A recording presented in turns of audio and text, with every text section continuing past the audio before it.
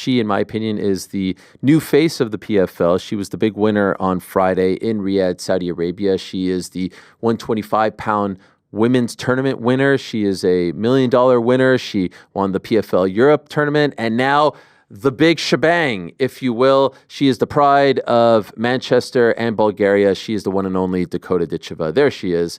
Hello, Dakota. How are you? In the same spot, I do believe, that you were searching for the best car insurance like 6-7 months ago. Is that not accurate? Yeah, do you know what? That's actually right. Isn't that? Yeah, you're on your balcony, right? From the video blog. Yeah. Look at you now.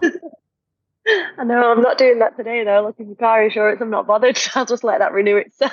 Yes, that's what it's like to be a millionaire. Congratulations on the incredible win, and we'll talk all about it. But I'm just wondering, here we are some 3 days later. Has what you have accomplished, not just on Friday, but over the past few months, sunken in? Does this all feel very real at 26 years of age? Yeah, no, like I don't think it'll ever really sink in, but I hope it doesn't. I hope I just, feel the same. That's what I want, if I'm being honest. So what was it like over there? Because this was the one that everyone said, okay, now we're going to find out if she's legit. Now we're going to find out if she can hang with the big dogs at 125. Were you feeling that pressure en route to Friday? Taila Santos, former UFC title contender. What were the nerves like? Yeah, do you know what? I really wasn't. This is like mentally the strongest I've ever been. And to be honest, like the main pressure for me was fighting Santos. I wasn't thinking about the million, and I wasn't really thinking about the world title. People always said to me, just treat it like any other fight. Like, don't overthink the money, don't overthink the title. And I wasn't even thinking about that. I was going in there to beat her, and that's what I wanted to do, prove to everyone and myself that I'm up there. And so as you were preparing for the fight, as you were envisioning it, as you were kind of deliberating, dreaming about it, was that how you expected it to go? Did you think it would be that one-sided, you looking so dominant? No, I expected it to give a little bit more, if I'm being honest, because I really do rate her. I respect her as a fighter. Obviously, people thought she won against Shevchenko, so I knew who I was up against. I did expect it to bring a little bit more, but I'm not too surprised either that I got the stoppage, because I know what I'm like. And that's kind of what I set my mind out to do, was kind of run through the tournament the same way I'd done the first three. So it was like I wanted to finish the tournament with 4 stoppages, and that's what happened. Yes. And the stoppage was phenomenal. First of all, nice to see you use some elbows. Did you know before the announcement, did they tell you guys before that was going to be allowed? Because they only told the public like a week or so ago. Yeah, we knew partway through the camp, not straight away, but partway through the camp, yeah, we were told that they were going to let us use elbows. And what was that like for you? Were you happy about this? Yeah, I was really happy. Obviously, I used to fight with elbows before I transitioned to MMA, because I did Muay Thai. So it was something that I was kind of familiar with using, that I had to take away out of my game. So it was nice to be able to throw them. I was a little bit rusty, but it was nice to kind of put them back in the mix again. Sliced through her with the elbows and then went to the body. Clinical. I mean, dare I say diabolical, how you just attack the body like that. And it's just, I just feel like there's something about body shots, especially in MMA, that hit different, pardon the pun, because I feel like we don't see it utilized as much. And you utilize it so well with punches, with knees. I mean, just look at this here. It is amazing to see you go to work. Why do you think that is? Why do you think that particular plan of attack isn't used as much in MMA? And in particular, for whatever reason, it feels like women's MMA. Yeah, I don't know. Maybe it's underrated a little bit. I think sometimes it's risky to throw to the body because you get countered over the top. So a lot of people kind of don't go for it. Even front kicks, like I use a lot of front kicks to the stomach as well. But people, they get caught all the time. So I don't know. It's just how confident you are with throwing them shots. And I feel like I drill it all the time. It's just second nature to me now. Sometimes when I watch myself fight, I just feel like it's kind of just me hitting pads. It's like weird. I'm going through the same motions. So it's kind of just something that I drill all the time and work all the time, that it's just second nature when I get in there. The fights are so easy for you that it feels like you're just hitting pads out there? That's absurd. No, I mean, sometimes it feels like I'm in that flow state of when I'm hitting pads, Ariel. I mean, that's the way I took it. It's that easy that they're just like a big pad, like someone's holding pads and you're just teeing off on them. Pretty much. The fights have been impressive. The finishes have been impressive. And as we've talked about, the celebrations have been supremely impressive. And this one was a callback to your face-off, I believe, after the semis, where she took out the, I don't know if it was lipstick. Was it lipstick or was it like Lip lip balm, balm, lip yeah. chap? Okay, and so you planned this, right? Because you were searching for it and someone threw it to you, and you Yeah. hit her back with it. I had it ready, yeah. I only decided I was going to do that during the fight week. And it was funny because I talked to my brother about doing it and we come up with the idea during fight week, and then the day before my fight, or it might have even been the morning of the fight, I was like with my mum and a few friends and family that had come over to watch me, and my mum turned up with this lip balm and she was like, "I've got an idea." And I was like, "No way, great minds think alike." So she got me the lip balm, but I already had the idea in my head anyway. Fantastic. What does that moment feel like? The one that we just watched, and your brother picking you up, and you spoke so nicely about him in the cage and on social media as well. Just to have that moment, and then your mom's in the cage with you. This culmination. Yeah. How do you describe that? Oh, it's hard to describe. Like, this is just something I've not even just this last year, like for years and years and years. This is like a moment I've dreamt of for so long, and to be able to finally live that moment and then know now that it's going to change like my family's life for a long time is it's crazy. I don't think that'll ever sink in, but it's been a long time coming for sure. And it's great to see the whole family there, and you get the check, and you get all that. There also seemed to be a quite, like a solid amount of, I don't know if they were friends of yours, family members, but people definitely supporting you, and obviously Brendan representing Manchester as well. Did you know all those people that they kept showing in the crowd? Yeah, I think they started filming my crowd. I think mine and a few of Brendan's fans were all sat together, but they were like the loudest people, so they kept putting the cameras on them. But yeah, I had a lot of people come over from Manchester to watch me, so family and friends. Yeah, so that was really nice. I spent the whole week with them actually, so it's very different. I've been in the States fighting all year, and I haven't had any home crowd. Just my mum, my brother, and my dad come over. So to finally like have a little bit of Manchester come with me was special as well, especially for that night. By the way, just curious, what kind of feedback did you get from them? Because I do believe in Riyadh, you can't drink, and I know that the UK fans enjoy having a pint or two. Did they feel like that was tough for them to watch without drinking? I haven't really asked them to be honest, but I think the whole week was a little bit funny like that. Like when we went out for a team meal the night before, and we were all on like Pepsi and water and like a little bit of juice, and it was very strange because normally it is more of a party for people when they go and watch MMA, right? So Right. it was very different, but they all still enjoyed it anyway. So yeah, but it is very strange. It is very strange. Okay, so I want to ask you your opinion on some things that we were just debating before you came on. Number one, do you consider yourself the face of the PFL? For the women's, yeah, I probably would. Yeah, yeah, I Okay. would say that. Overall, who would you say it is? Because they did push back and they said Francis, Cedric Doumbé. My retort to that, obviously, tremendous answers and hard to argue against them. I feel like you were introduced to us via the PFL and came up through their whole system. We've known them via other means as well, Francis UFC, Cedric kickboxing, etc. But to me, you're a true blue PFL, at least right now. And so that's why I associate you most with the organization. Yeah, I think you're right there. I've come up literally from the very beginning, especially from the PFL Europe. That launched, the first year it launched, I was the one that was kind of headlining the shows. So I feel like everyone's watched me grow through that and then grow through this tournament. So I feel like it's been a journey that everyone's been on with me, if that makes sense. So it's not like I've kind of come over from somewhere else. It's like they've seen me grow up through PFL. So I feel like that's probably why um people say I'm the face of it because I'm kind of everywhere. You see me like through each stage, I'm always kind of there. So that's probably why.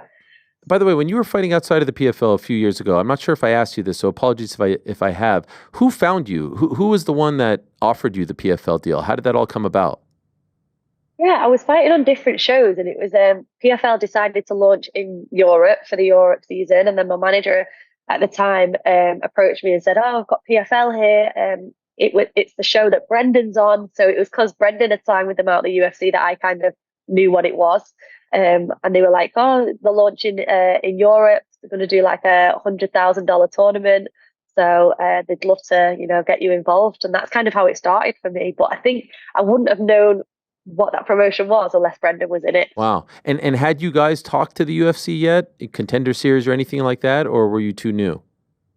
Yeah, I had at the time talked about going into the UFC. Yeah, I had actually spoke about that. But we were just kind of wondering whether I was like ready for it yet, whether I needed to go into it yet. And then when PFL come, their kind of offer was much better for me. I felt like I could grow a little bit with them, do this tournament, get a bit more experience. And then I was still so young. I'm only 26 now as well. So I've still got plenty of time in this sport. Yes. Yes, you do. Okay, next question. Are you top 5 flyweight in the world right now? Are you asking me? Yeah. Yeah, I am. Are you top I 5 definitely am. top 5 pound for pound? Oh, powerful pound. Who else is in it? Okay, I'll give it to you. I'll give it to you right here. Okay, so Chris Cyborg. Everyone has a different list, but Cyborg, Zhang Wei Yeah. Li, Valentina Shevchenko, Manon Fiorot, Alexa Grasso. A lot of flyweights in there, but Kayla Harrison, of course. Erin Blanchfield, Rose Namajunas, Larissa Pacheco. I think you can make. Oh, I know. Not a strong case. I think you're top 10 pound for pound. To me, the argument is, are you top 5 pound for pound? I would probably say top 10. Top Okay. 10 out of lists like that. I feel like I've got a lot more to prove, a lot more years in the sport to kind of prove myself a little bit. Them fighters have been I've been around for a long time. So I'll say top 10 pound for pound. The amazing thing is, though, you are in the conversation. This is not like a crazy thing to bring up. You are there. You are amongst all these giants. 100%, and especially now I've beat a name like Santos. It's like, you know, she's never been stopped. She's never been stopped. Shevchenko didn't stop her. People thought she beat her, and now what can people really say? You know, Blanchfield went 5 rounds with her. There's been plenty of fighters that have had to go 5 rounds with her, and I've just got in there and made it look like another can on the list, as people always comment on my stuff. Yes. So I feel like I definitely am in the conversation now. I'm not saying I'm up there at the top, but you definitely have to take me serious for sure. Are you feeling like you're getting the respect afterwards? Like, are people no longer saying that about you and your opponents after this fight? Are you reading that? This is the quietest people have been on my post for sure. So I feel like they've realized a little bit. That must feel good. Yeah, no, it does feel good, you know, and it feels good myself, you know, it's proven to myself as well. It's given me a lot of confidence. A name like Santos, someone I've watched in the UFC before, I've just got in there and beat her like that. So it's given me a lot of confidence. It shows, you know, the work that I'm doing with my team is working, and we're on the right path. Okay, so now here is a bit of the uncomfortable part of the conversation, because this is not me trying to wedge this into the convo, but it is something that you see immediately after, and I'm sure you know what I'm talking about. Immediately after the fight, it's, when do we see her in the UFC? When do we see her against Valentina? Right. When do we see her against Alexa? When do we see her against Manon? That is literally seconds later. Yeah, cool. Can't wait to see her fight in the UFC. You see this as well, right? There's no denying it. Yes? Yeah, no, and I told you it would not end there. No one would be satisfied. The next thing is now, oh yeah, but she won't stand this long against Manon, or she won't stand against Shevchenko, or would she beat her? I was expecting it. So actually, if I'm being honest, and you are, I mean, this is about you, I don't necessarily see that. I don't see like, oh, she can't hang with them. I'm sure there's people who are, saying that here and there, but the majority of the sentiment seems to be, I can't wait to see her there. When is she? People are asking me about your contract situation. When is she free? All this stuff. That's what I'm seeing. More excitement about seeing you hang with these other legends, if you will. And so, answer the question whichever way you want. People are dying to know, what is your contract situation with the PFL? Are you locked up long term? When can you look at these options? Yeah, no, I am locked up with PFL. I will definitely be fighting for PFL next year, especially now I've just won this title. That locks me in again. I've got to defend it, and I'm not kind of planning on abandoning that belt just yet. I'm only 26 as well. Like, I've got so much more to give to PFL, and hopefully we'll come up with a few good things next year. I don't know what the situation is with whether you'll see me fight in the tournament again, or we'll have some big fights. I don't know. We'll see, but I'm definitely with PFL. What is your preference? Do you want to go through the whole ringer of the tournament all over again? I would do, because I really enjoyed it. Fighting regularly like that, I feel like I've got stronger and stronger throughout the year. But I just beat the top girl that PFL have. The only other person would be Liz Carmouche, right? So I'm not really interested in going down. I need to be better, like to go up. I want better competition, and I want to fight better people. And I feel like as well, fighting, a big super fight would benefit me more. I feel like, would people want to see me back in the tournament fighting the same girls again? I'm not really too sure everyone would be entertained by that. So I think maybe a big fight next year would be better. But I'm happy to do the tournament again because I really enjoyed it. But economically, wouldn't it be better in the tournament for you? Mm, don't know. We'll Like see. the upside, I mean, and maybe you have a tremendous deal, but the upside feels greater, but perhaps they can change that for you. Super fight wise, who is on that list? Is there anyone in the PFL / Bellator or outside of the UFC that you would like to fight in 2025? Yeah, I mean, Liz Carmouche would probably be the only big name. You know, she's the Bellator champion, so I think that's the only one right now that would make sense. But I'm not sure. Is that Santos beat her as well? Right. So I don't know what makes sense for me right now. I need to sit down with PFL and kind of have a talk and see what they're going to come up with. 125 to me is the most interesting weight class in women's MMA right now, regardless of organization. I'm just curious, do you have any interest in ever testing the waters at 35? Not saying you should, but as you pointed out a couple times, you are quite young. Eventually, would you like to go there? Possibly, yeah. Eventually, I'd definitely go up. I wouldn't go down. They've been going 115 for me, but yeah, I reckon maybe one day I would. I'm sure my coach would be happy for me to do that as well. Yes. But 125 is like my perfect weight. That's the only thing. It's like I don't have a tough cut, and it's not too heavy for me, if that makes sense. So 135 in the future could be a possibility. You were pushing the Manchester card very much. It sounded to me like a stern warning to the bosses. I'm not fighting again unless the next one is in Manchester. Correct me if I misread that. How confident was I right about that? Yeah, no, you are. I really think they should go to Manchester. There's a lot of talent coming into PFL Europe as well, a lot of Manchester fighters as well. So with Brendan, he's done with the tournaments now, I think. But if they were to get him a Manchester card, I reckon he would come back for one more.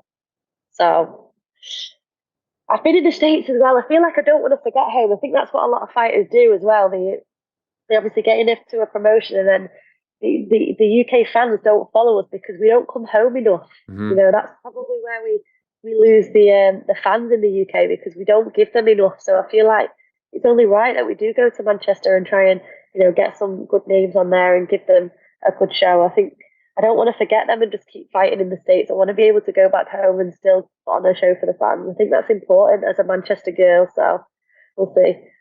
I mean, I feel like there's enough, and what a time, by the way, for Manchester fighting, right? You, Tom Aspinall, Brendan doing great things over the past year, UK MMA on fire, and it must be, I mean, a huge honor and very exciting for you to be a part of it. When you said that, and in the conversations afterwards, was the sentiment that yes, they are going to try to make this happen for you in 2025? Did you get any sense? Yeah, no, I have had a little bit that they're going to try and do a Manchester card. I have had, you know, a few people say that, but whether it happens, I don't know. I need to be on their case all the time to make sure I keep pushing it.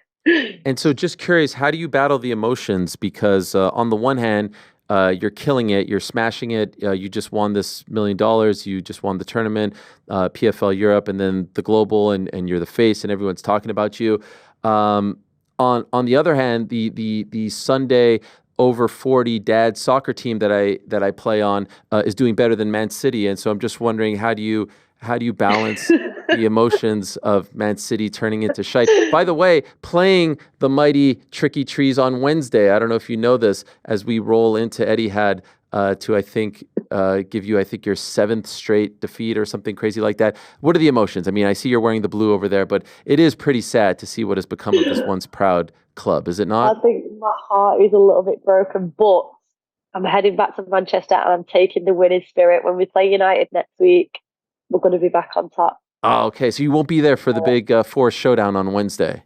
No, I won't. Okay. Did you happen to catch that I'm Forest? glad we've done this interview now and not after. Yeah, no, trust me, I'm very happy about it.